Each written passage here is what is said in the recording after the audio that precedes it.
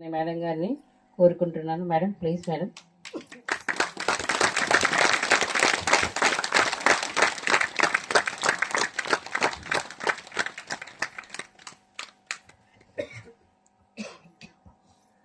మనం ముందుగా ఓంకారంతో ఆరంభం చేసుకుందాము. 3 సార్లు చక్కగా మెల్లిగా ఓంకారం చెప్దాము. అందరం కూడుకొని చేద్దాము. ఓ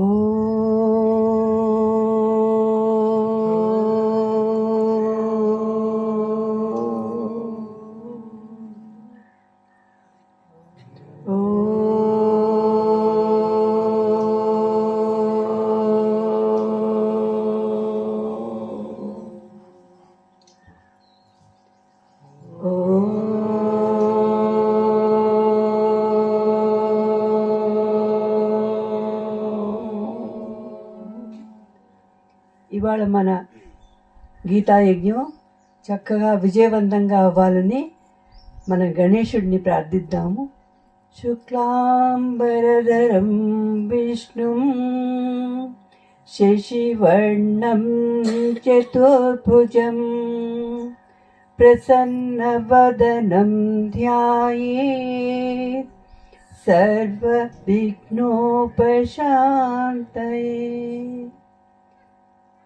అలాగే మన గురువుల్ని కూడా ప్రార్థించుకుందాము.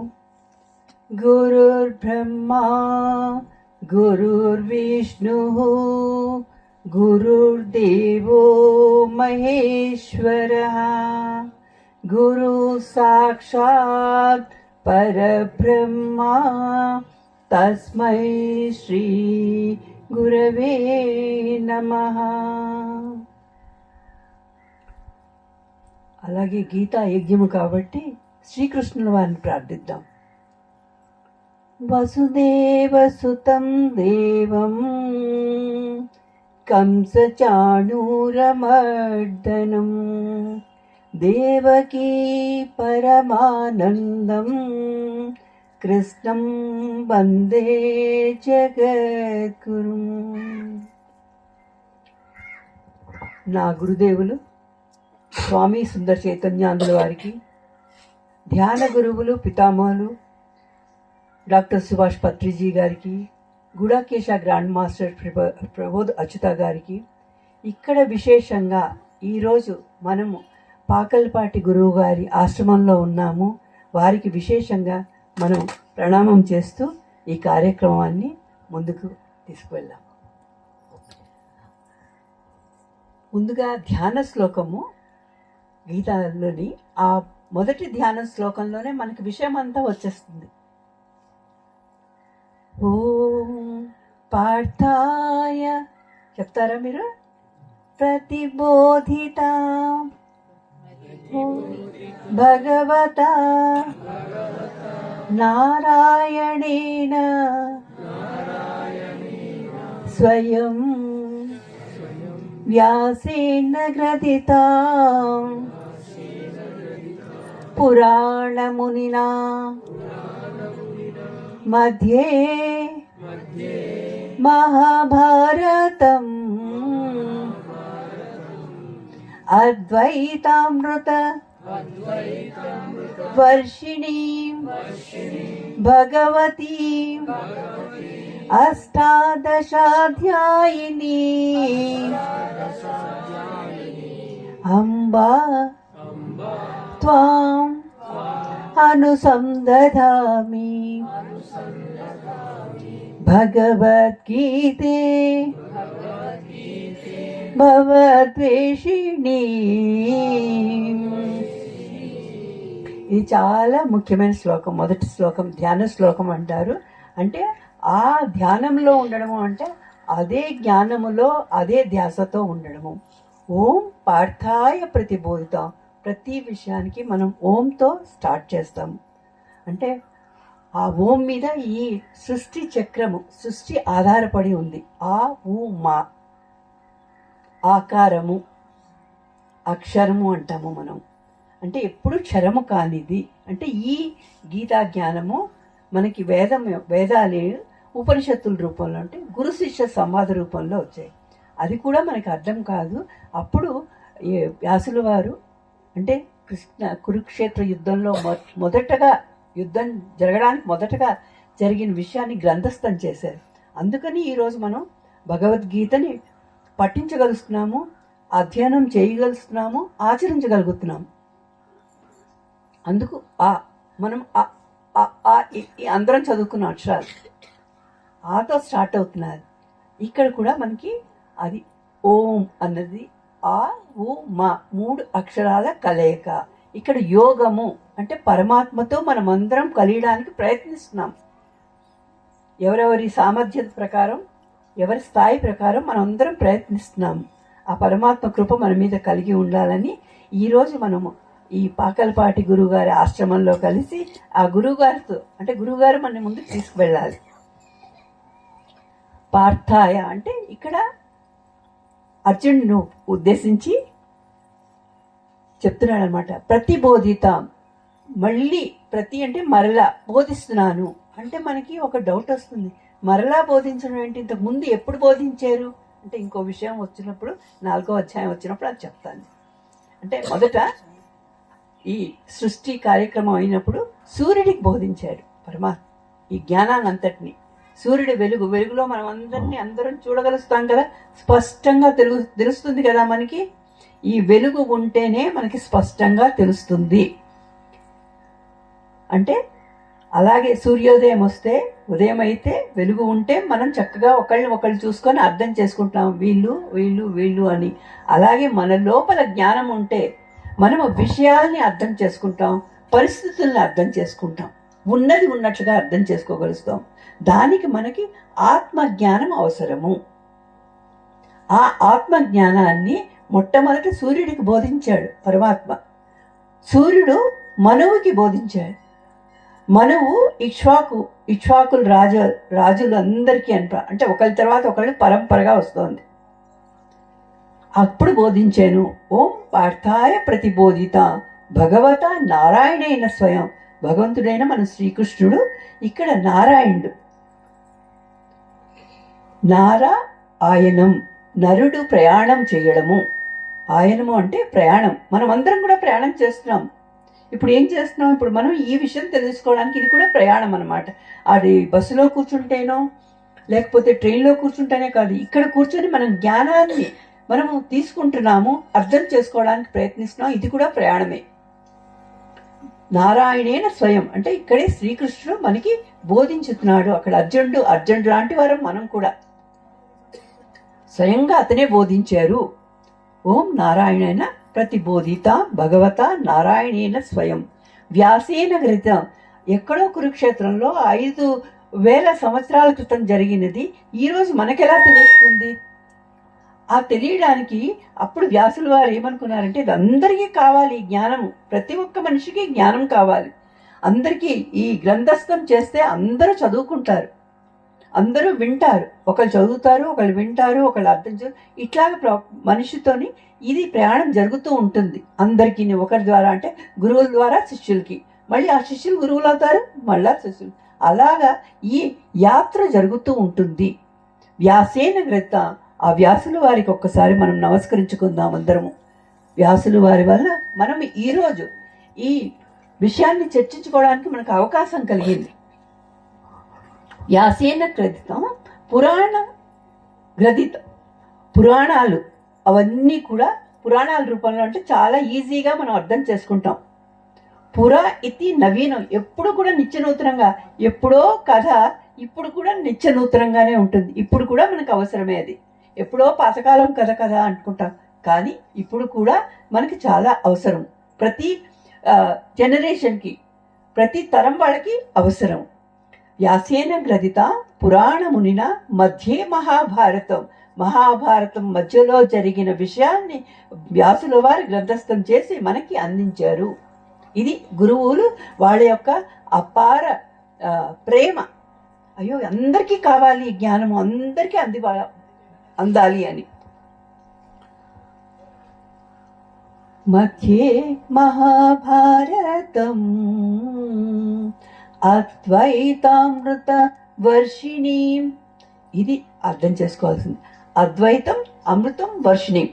అద్వైతం, ద్వైతం అద్వైతం. నిన్న ద్వైతం గురించి చెప్పారంటే ద్వంద్వం, నువ్వు వేరు నేను వేరు. ఎప్పటి వరకు నువ్వు వేరు నేను వేరు అంటే భేదం ఉంటుంది. లేదు మనం అందరం ఒకటే అంటే ఆత్మీయత ఉంటుంది. ఆత్మభావన, ఆత్మీయత అంటే నా వాళ్ళు వీళ్ళందరూని, మనం అందరం ఒకటి, ఏకత్వం, ఒక్క భావన. వసుదైవ కుటుంబకం అని విన్నాము. అంటే ఈ వసుధ అంటే అసలు ఈ చరాచర సృష్టి అంతా ఒకటే, ఒక శక్తితోనే, ఆ పరమాత్మ శక్తితోనే ఇదంతా ముందుకు వెళ్తున్నది. అద్వైత ఆ భావంలోకి మనం వెళ్ళడానికి ఇవాళ మనం ప్రయత్నిస్తున్నాం. అసతోమ సద్గమయ అని మనం విన్నాం. అసత్తు అంటే అసత్యం, అసత్యం నుంచి సత్యం వైపు ప్రయాణం చేస్తున్నాము. అదే ఇంకొక రూపంలో ఏంటంటే తమసోమ జ్యోతిర్గమయ, అంధకారం నుంచి వెలుగులోకి వెళ్తున్నాము. ఇందాక చూసాము, అంధకారము అంటే సూర్యుడు రాకముందు చీకటి ఉంది, చీకటిలో మనకేమీ కనిపించదు. కనిపించకపోతే అప్పుడు ఏంటంటే భయం కూడా వేస్తుంది, తప్పుగా అర్థం చేసుకుంటాం. ఉన్నది ఉన్నట్లుగా చూడలేకపోవడం వల్ల తప్పుగా అర్థం చేసుకుంటాం. అందుకని చీకటి పోయి వెలుగు రావాలి. బాహ్యంలో అయితే సూర్యుడు వెలుగుతున్నాడు, సూర్యోదయం అవుతున్నది. ఆంతర్యంలో అంటే ఆత్మోదయం, ఆత్మజ్ఞానం కావాలి. నా గురించి నేను ఏమిటి అని నాకు తెలుసుకోవాలి. నా గురించి నేను తెలుసుకుంటే అందరి గురించి తెలిసిపోతుంది. నాలో ఉన్నది నీలోని కూడా ఉన్నది. అందరము ఆత్మస్వరూపలమే, నువ్వు నేను వేరు కాదు అన్న భావన తెలిసినప్పుడు మనందరం ఆత్మీయతతో మెలుగుతాము, ఒకరికి ఒకరు సహకరించుకుంటాము. ఎవరు వేరు కాదు కదా. ఇప్పుడు నాలో ఉన్న ఈ పార్ట్, కాలు వేరు చెయ్యి వేరు అనుకొని నేను కాలుని కొట్టేస్తానా? నన్ను నేను కొట్టుకుంటానా? కొట్టుకోను కదా, నాకు కష్టం అవుతుంది. అలాగే అవతల వాళ్ళని కూడా కష్టపెట్టము. ఎప్పటి వరకు నాకు జ్ఞానం రాదో అప్పటి వరకు కష్టపెడతాం. ఎప్పుడైతే నాకు ఈ ఆత్మ జ్ఞానం కలిగిందో అప్పుడు పరులను కష్టపెట్టము. ఎందుకంటే అందరూ నా వారే, నేనే వాళ్ళల్లో ఉన్నాను, వాళ్ళే నాలో ఉన్నారు. నేను పరమాత్మ వేరు కాదు, అందరూ పరమాత్మ స్వరూపులు. ఇది అద్వైతం. ద్వైతం అంటే రెండుగా ఉండడం, రెండుగా వేరుగా చూడడం. అద్వైతం అంటే అద్వైతం, ఆ ద్వైతం భావన లేదు, ద్వంద్వ భావన లేదు, అందరం ఒకటే, ఏకం అన్న భావన, ఏకత్వం, మనందరం ఒకటే అన్న భావనలోకి వస్తాము. అప్పుడు మనం అది అమృతం. మృతం అంటే చనిపోవడం అని తెలుసు, మృత్యువు అన్నదానికి మనకు కొంచెం అర్థం తెలుసు. అంటే చనిపోవడం, విషయం గడిచిపోవడం. కానీ ఇప్పుడు మనము అమృత స్వరూపులము. అమృతం తాగడం కాదు, అది మనకి దేవతలు అమృతాన్ని తాగారు, వాళ్ళందరూ అమరులు అయ్యారు. అది కొంచెం రూపంలోనే సత్యం, సగం సత్యం, అది పూర్తి సత్యం కాదు. పూర్తి సత్యం మనమందరం అవుతాం. ఎప్పుడైతే మన గురించి, మనలో ఉన్న ఆత్మ గురించి మనకు తెలుస్తుందో అప్పుడు మనము అమరులము. అది అసలైన అమృతం. అంటే మృతం లేదు మనకి, మనం చనిపోము. అంటే ఇక్కడ రెండు విషయాలు తెలుసుకోవాలి. ఇప్పుడు దేహం కనిపిస్తున్నది మనకి, దేహం ఒకరోజు వ్యక్తమైంది కదా. బర్త్డే సెలబ్రేట్ చేసుకుంటున్నామా మనం బర్త్డేని? అంటే బర్త్డే ఉందంటే డెత్ డే కూడా ఉంది. దీన్ని మనం బాగా అర్థం చేసుకోవాలి, తప్పు పట్టకూడదు. ఎందుకంటే బర్త్డేని ఎంత చక్కగా సెలబ్రేట్ చేసుకుంటున్నామో డెత్ డేని కూడా అంత చక్కగా సెలబ్రేట్ చేసుకోగలగాలి. డెత్ని కూడా మనం అంత బాగా స్వీకరించగలగాలి. ఎప్పుడైతే మనకి ఆత్మ జ్ఞానం వస్తుందో అప్పుడు ఆ మరణాన్ని కూడా మనం చక్కగా అర్థం చేసుకుంటాం. ఎందుకంటే దేహము నేనా? దేహం దానంతటి పనిచేసేస్తుందా? దేహము లోపల దేహి పరమాత్మ ఉండడం వల్ల మనం వ్యవహరిస్తున్నాము. మనకి లోపల ఉన్నది తెలియటం లేదు. ఆ తెలుసుకోవడమే గీతా జ్ఞానం. మన లోపల ఒకడు ఉన్నాడు, అది దాన్ని పరమాత్మ అంటాము. ఆ పరమాత్మ ఉండడం వల్ల ఇవన్నీ వ్యవహరిస్తున్నాము అని తెలుసుకున్న నాడు మనకి ఇంక భేదభావం ఉండదు, అందరూ పరమాత్మ స్వరూపాలే. ఆ ప్రయత్నమే మనం చేస్తున్నాము ఇప్పుడు. అద్వైతామృత వర్షిణీం అమృతం. మనమందరం అమరలు. అమరత్వాన్ని సాధిస్తాం. పరమాత్మ స్వరూపాలే మనం తెలుసుకోవాలి. ఇప్పుడు అజ్ఞానం వల్ల అది కప్పబడి ఉంది, కిందన ఉంది, మరుగున పడిపోయి ఉంది. ఇప్పుడు దేహం ఉంది, మనసుతో వ్యవహరిస్తాం. ఓ వీళ్ళు ఇలా చేశారు, అలా చేశారు అని మనం అనుకుంటూ ఉంటాం కదా. అనుకోవడంలో తప్పు లేదు, అది ఒక స్థాయి. కానీ దాని మీద బుద్ధి ఉంది. మనం ఏం చేయాలి, ఏం చేయకూడదు. మనం తప్పు చేస్తున్నప్పుడు మన లోపల నుంచి బుద్ధి చెప్తుంది ఇది కరెక్ట్ కాదు అని. కానీ మనసుతో కూడుకుపోయి మనం చక్కగా ముందుకు వెళ్ళిపోతూ ఉంటాం. ఎప్పుడైతే బుద్ధిగా వ్యవహరిస్తూ ఉంటామో, బుద్ధితో కూడుకుంటామో, మనం చక్కగా విభీషణ స్వరూపాలు అయిపోతాం. నిన్న రామాయణం విన్నారు కదా మీరందరూ. మీకు కొంచెం తెలిసిపోయింది కుంభకర్ణ తత్వం ఏంటి, రావణ తత్వం ఏంటి, విభీషణ తత్వం ఏంటి, హనుమత్ తత్వం, నిర్గుణత్వం రాముడు. అంతటా ఉన్నది రామతత్వం. మనం విభీషణలా ఉండి ఎక్కడ అధర్మం జరుగుతా అక్కడ ఉండం. మనం ధర్మం వైపుకు వెళ్ళిపోతూ ఉంటాం, అంటే పరమాత్మ వైపుకు వెళ్ళిపోతూ ఉంటాం. అది అమృతం. ఇప్పుడు దేహం వచ్చింది కాబట్టి ఒకరోజు వెళ్ళిపోతుంది. నేను దేహాన్ని కాదు కదా, నేను ఆత్మని కదా. నేను ఆత్మ అని తెలిసిపోయినప్పుడు నాకు మరణం లేదు. ఈ దేహం వచ్చింది వెళ్ళిపోతుంది, కానీ నేను ఆత్మని ఎప్పుడూ ఉన్నాను, ఎప్పుడూ ఉంటాను, ఆనందంగా ఉంటాను. మనం అందరం ఆనంద స్వరూపులము. అద్వైతామృత వర్షిణి. అదలా ఇప్పుడు సూర్యుడు ఆ కిరణ ప్రసారం మనకి ఉష్ణ, వేడి, వెలుగు ప్రసరింపచేస్తున్నాడు కదా. సూర్యుడికి అస్తం ఉన్నదా? మనం చెప్పుకుంటున్నాం సూర్యోదయం, సూర్యాస్తమయం. వాస్తవంగా ఉందా? నిజంగా సూర్యుడు ఎప్పుడు వెలుగుతూనే ఉన్నాడు. కాకపోతే భూ భ్రమణం వల్ల మనకి రాత్రి పగలు అని ఏర్పడింది. మనకు తెలిసిందేంటి? సూర్యోదయం, సూర్యాస్తమయం. అందులో అది సగమే సత్యం ఉంది. మనకి చీకటి వచ్చినప్పుడు, రాత్రి వచ్చినప్పుడు సూర్యుడు అస్తమించాడు అంటాము, కొంచెం కరెక్టే. కనిపిస్తున్నది పగలు కనిపించింది, చీకటి కనిపించింది, చూస్తున్నది సగం సత్యం. కానీ దానికి ఆధారం సూర్యుడు ఎప్పుడూ కూడా వెలుగుతూనే ఉన్నాడు, వాయువు ఎప్పుడు వీస్తూనే ఉంది, నది ప్రవహిస్తూనే ఉంది, సాగరంలో అలలు వస్తూనే ఉన్నాయి రాత్రి పగలు కూడా. ఇవన్నీ మనకు తెలిసినవే కదా సత్య. అలాగే సూర్యుడు ఎప్పుడూ కూడా ప్రకాశిస్తూనే ఉన్నాడు. అలాగే మన ఆత్మ కూడా ప్రకాశిస్తూనే ఉంది. మనం ఎప్పుడు కూడా ప్రకాశ స్వరూపులం. ప్రకాశము ఎక్కడైతే జ్ఞానం ఉందో ఆనందము, ఆ బ్రహ్మ జ్ఞానము, ఆ ఆత్మ జ్ఞానం ఉంటే ఎప్పుడు వస్తూ ఉండే పరిస్థితులు వస్తూ ఉంటాయి, పోతూ ఉంటాయి. దానికి మనము కదిలిపోము, చలించిపోము. ఎప్పుడు ఆత్మజ్ఞానం మనకు వస్తే అప్పుడు మనం అమృత స్వరూపులము. రెండు పరిస్థితులు ఉంటాయి, సుఖము ఉంటుంది, ఇక్కడ దుఃఖము ఉంటుంది. అంటే మనం ఆలోచించే విధానంలో. కానీ మనం ఏది సుఖంగా అనుకుంటాము, ఒకటి దుఃఖంగా అనుకుంటాము. మన ఆలోచన బట్టి ఆ ఆలోచనని సమం చేసుకుంటే అన్నీ సమమే. సుఖ దుఃఖాలు మనోభావాలు. ఇప్పుడు చలిగా ఉంది, ఇంకోసారి వేడిగా ఉంటుంది. అమ్మో చలి అని చెప్పి మనం ఏం చేస్తాము? రగ్గులు కప్పుకొని పడుకుంటాము, స్వెటర్లు వేసుకొని తిరుగుతూ ఉంటాము, వేడి నీళ్లు తాగుతూ ఉన్నాం. అదే ఎండాకాలం వచ్చినప్పుడు అమ్మో వేడి అని చెప్పి దాన్ని కూడా మనం తిరస్కరిస్తూ ఉంటాం.